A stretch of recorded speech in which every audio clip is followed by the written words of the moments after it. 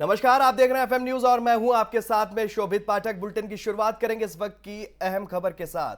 UP के मुख्यमंत्री योगी आदित्यनाथ ने सोमवार को यानी कि आज वीर बाल दिवस कार्यक्रम में हिस्सा लिया। सीएम योगी ने एक ट्वीट में कहा कि वीर बाल दिवस पर श्री गुरु गोविंद सिंह जी महाराज के साहिबजादों के बलिदान को कोटि कोटि नमन। साहिबजादों का पावन बलिदान युगों युगों तक राष्ट्र और धर्म की रक्षा के लिए हम सभी को प्रेरणा प्रदान करेगा।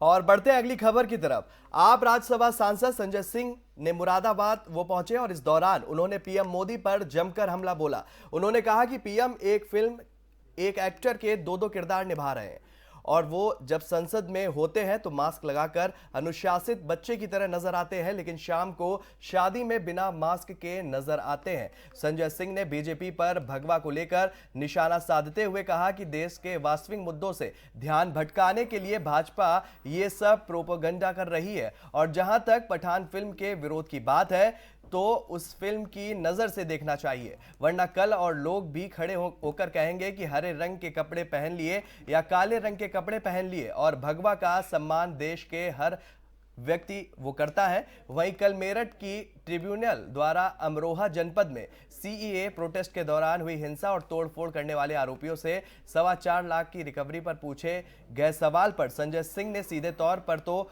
कुछ नहीं कहा, पर किसानों के आंदोलन की बात कह सरकार को घेरने की कोशिश और कहा कि देश के नागरिक आंदोलन करने का अधिकार है।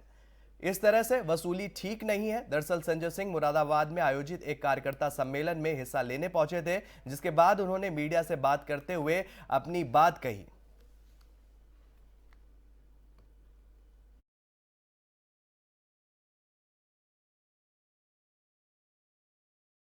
वर्षों में 12 लाख करोड़ रुपए का व्यापार नरेंद्र मोदी जी की सरकार ने चीन के साथ किया, यानी कि आयात 31% चीन के साथ बढ़ा है मोदी जी के राज में। क्यों झूठ बोलते हैं आप देश से? 37% निर्यात कम हुआ है भारत के व्यापारियों का चीन में। तो चीन ने हमारे ऊपर प्रतिबंध लगाया है, हमने उनका व्यापार हिंदुस्तान में बढ़ाया। क्यों व्यापार करा रहे हो आप उनको? तोपे खरीदने के लिए, मिसाइल खरीदने के लिए, हथियार खरीदने के लिए, कि वो भारत के सैनिकों पे और भारत की सीमाओं में और घुसपैठ करें। मैं भारत के वीर जवानों को सर झुका के नमन करता हूं कि उन्होंने अपने प्राणों की आहुति देके सीमा की रक्षा की। 2 वर्षों में 12 लाख। इसी खबर पर हमारे साथी सहयोगी गोविंद हमारे साथ जुड़ गए। गोविंद, क्या कुछ अपडेट है इस खबर को लेकर? क्योंकि संजय सिंह ने पीएम मोदी पर निशाना साधा। उन्होंने कहा है कि एक्टर की तरह दो किरदार निभा रहे हैं। जी, मैं आपको बता दूं, मुरादाबाद में निकाय चुनाव की तैयारी को लेकर संजय सिंह एक दिवसीय दौरे पर मुरादाबाद पहुंचे थे, जहां उन्होंने जो सत्ता में पार्टी भाजपा है उस पर निशाना साधते हुए कई टिप्पणी की है, जिसमें उन्होंने फिल्म पठान को लेकर भी काफी नाराजगी जाहिर की है। उन्होंने सीधा आरोप ये लगाया है कि फिल्म को लेकर जिस तरीके से प्रोपेगेंडा ये लोग कर रहे हैं, ये सरासर गलत है। और इस तरीके से रंग को लेकर जो विवाद चला रहा है, हर आदमी इस तरीके से विवाद करता रहेगा, उसको लेकर संजय सिंह काफी जो सरकार थी उस पर काफी आक्रोशित थे और जमकर उन्हें काफी विरोध किया है। अच्छा गोविंद, देखिए, नगर निकाय चुनाव की अभी तारीख का तो ऐलान नहीं हुआ है, लेकिन फिर भी सभी जो दल है वो यूपी में तैयारियों को अपनी मजबूत करते हुए देखे जा रहा है। आम आदमी पार्टी भी अपने दायरे को बढ़ाकर यूपी में निकाय चुनाव की सभी सीटों पर चुनाव लड़ने की बात कह चुकी है। क्या कुछ अपडेट है इस खबर पर? आम आदमी पार्टी क्या कुछ तैयारियां कर रही, क्या कुछ बड़ा बयान अभी तक आम आदमी पार्टी की तरफ से निकाय चुनाव को लेकर देखने को मिला है? जी, मैं आपको बता दूं, भले ही फैसला ना हो, लेकिन सभी जितनी भी पार्टियां हैं सब लोग जो है अपनी तैयारी में जुट गई हैं। उसमें आम आदमी पार्टी भी जो है काफी बढ़ चढ़ कर हिस्सा ले रही है और यहाँ कार्यकर्ताओं का काफी बड़ा सम्मेलन था और रोड शो भी इन्होंने निकाला था।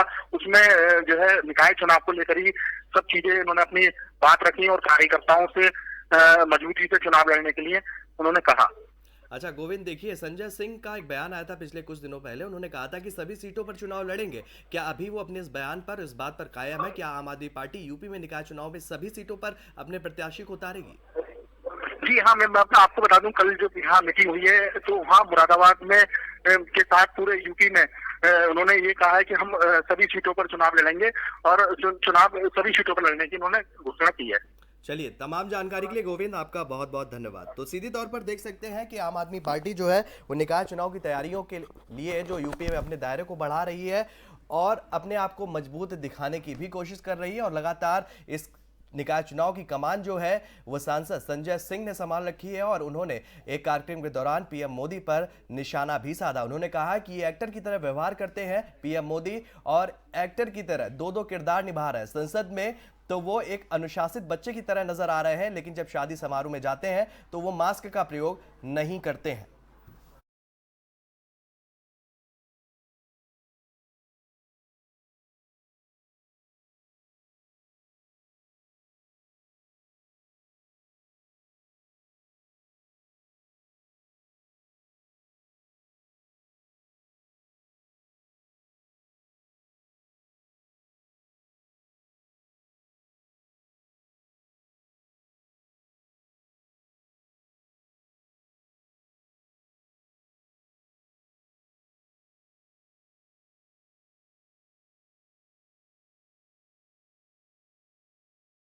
और बढ़ते हैं अगली खबर की तरफ। भाजपा सांसद वरुण गांधी ने अपने ट्विटर से भाजपा का नाम हटा दिया है और उन्होंने खुद इसका स्क्रीनशॉट शेयर किया है और जानकारी दी है। माना जा रहा है कि बीजेपी में हो रही अपनी उपेक्षा से वरुण गांधी नाराज हैं। वो पहले भी कई बार मोदी सरकार का विरोध कर चुके हैं और इससे पहले वरुण ने किसानों के मुद्दे पर केंद्र सरकार का विरोध किया था। साथ ही कोविड श्रमिकों की वापसी सहित कई मुद्दे को लेकर सरकार को घेरते रहे। वहीं ट्विटर बायो से भाजपा को हटाने के बाद उनके कांग्रेस में जाने की अटकलें और भी ज्यादा तेज हो गई हैं।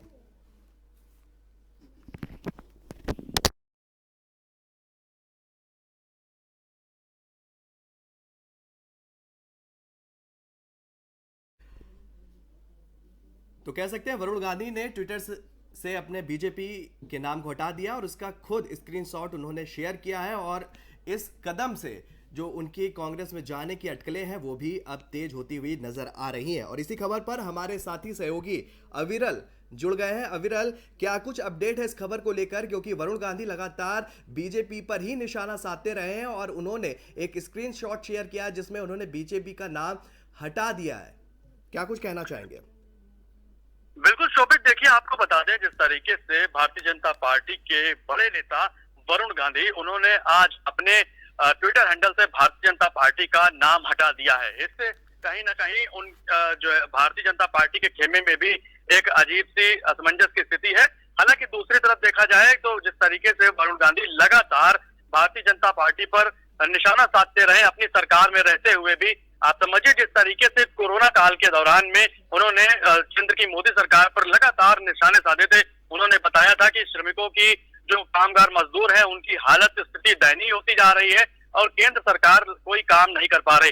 इस तरीके से लगातार उन्होंने निशाना साधा और उसके बाद में आज जिस तरीके से उन्होंने अपने ट्विटर हैंडल से जो भाजपा का नाम है वो हटा दिया और इसके बाद उन्होंने स्क्रीनशॉट खुद ही लेकर और ट्विटर पर शेयर किया।